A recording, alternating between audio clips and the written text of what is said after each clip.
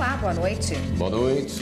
Hoje teve sessão plenária no Supremo Tribunal Federal. E os ministros decidiram que as conduções coercitivas estão proibidas. A repórter Carla Lucena ao vivo tem os detalhes pra gente. Oi, Carla, boa noite. Olá, William. Boa noite para você, boa noite a todos. E olha só, durante 3 sessões plenárias, os ministros do Supremo se dedicaram a avaliar a validade das conduções coercitivas. O placar foi por maioria 6-5 para considerar que é incompatível com a Constituição o artigo do Código de Processo Penal que autoriza que um réu ou investigado seja levado para depor de forma coercitiva. Vamos ver na reportagem como foi a conclusão do julgamento das 2 ações que tratam deste tema.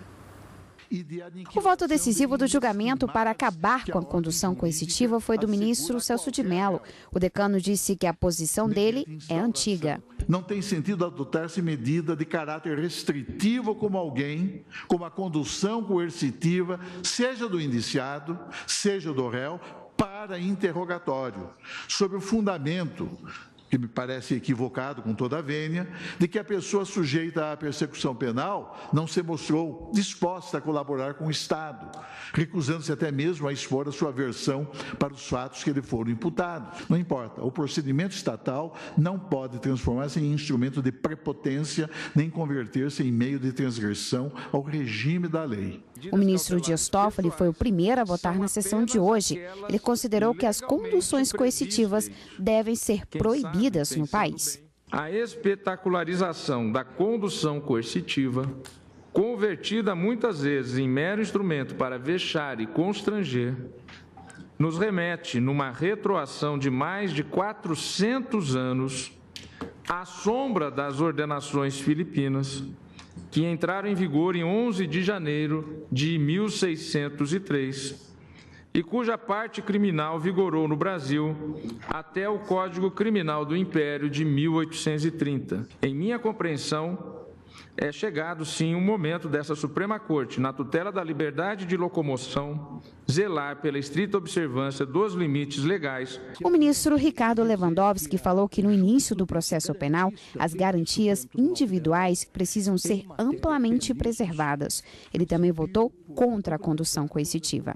Se o réu for devidamente intimado para o seu interrogatório e não comparecer no dia e local indicados na intimação, outra consequência não poderá ser extraída, senão a de que preferiu simplesmente não comparecer, não havendo nessas hipóteses a necessidade de adiamento de audiências ou a realização de diligências para trazê-lo ao fórum, entre aspas, debaixo de vara. Ao se posicionar pela não validade da condução coercitiva, o ministro Marco Aurélio criticou as prisões temporárias usadas para substituir essa medida.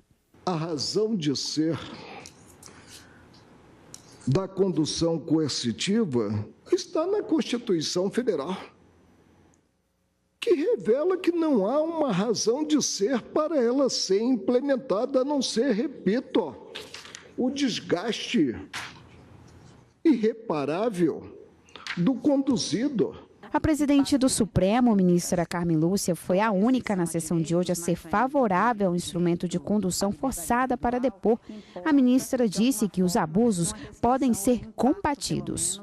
É certo que todo e qualquer abuso haverá de ser coartado, é inaceitável, mas para os excessos aos meios jurídicos adequados. Não vislumbro, e deixo isso claro no meu voto, qualquer confusão entre o Instituto da Condução Coercitiva e o direito ao silêncio constitucionalmente assegurado para a plena eficácia do direito de não se incriminar. A consultora jurídica da TV Justiça, Gisele Reis, está aqui para comentar a sessão de hoje. Gisele, boa noite. Boa noite, William. Boa noite a todos. Gisele, e as conduções coercitivas? Elas estão proibidas agora. As conduções coercitivas que a gente viu tanto aí, né, na imprensa sendo feitas anteriormente, elas continuam válidas ou não? Houve uma decisão liminar do ministro Gilmar Mendes e a partir do momento em que o ministro Gilmar Mendes suspendeu esse artigo 260 do Código de Processo Penal, a partir dessa data para frente, as conduções coercitivas já estavam proibidas a partir daquele momento. Mas todas as que foram feitas anteriores a essa decisão liminar do ministro Gilmar Mendes foram convalidadas. Então, a Suprema acabou realmente decidindo pela não recepção da Constituição em relação a esse artigo 260 do Código de Processo Penal, mas isso não invalida as conduções coercitivas que foram feitas antes da decisão do ministro Gilmar Mendes, que liminarmente suspendeu esse dispositivo. Condução coercitiva proibida, mas ainda pode haver aquela figura que comparece e não responde, pede para ficar em silêncio? William, o que ficou prevalecido aqui no Supremo houve discussão exatamente nesse sentido, de que o acusado, o investigado ou o suspeito, ele não é obrigado a produzir prova contra si. Então, independentemente, né, o ato de comparecer ou não tem que ser algo voluntário. Então, ele, voluntariamente, querendo comparecer ao interrogatório, sendo intimado para comparecer ao interrogatório, ele tem o direito constitucional de permanecer calado, de não produzir provas contra si, de não se autoincriminar. Então, isso, inclusive, foi algo que todos os ministros entendem dessa mesma maneira. Direito da assistência do advogado, essas garantias que estão previstas na Constituição Federal, elas não foram questionadas. Então, assim, esses direitos, eles permanecem rígidos e todos os ministros entendem que isso realmente deve ser respeitado.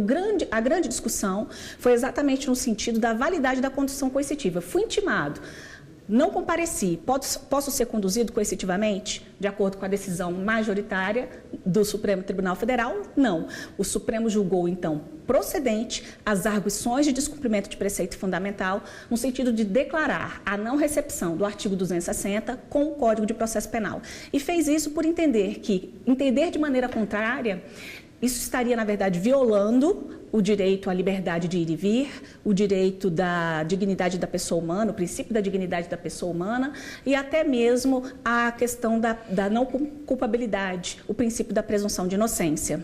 Obrigado pelos esclarecimentos, Gisele. Eu que agradeço. Obrigada, Gisele.